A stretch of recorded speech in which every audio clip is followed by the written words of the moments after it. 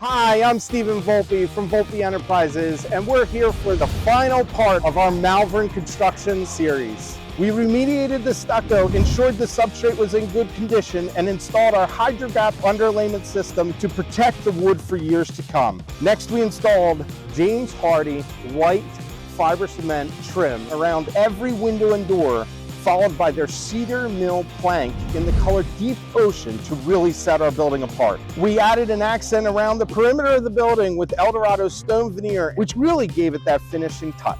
At a later date, we plan on removing our old roof and installing a brand new CertainTeed roof system. Lastly, we'll be adding AZEK and TimberTech decking and railing to finish off the exterior. All of the products we use, we install for our clients every day because we will only install products that are high quality and will last.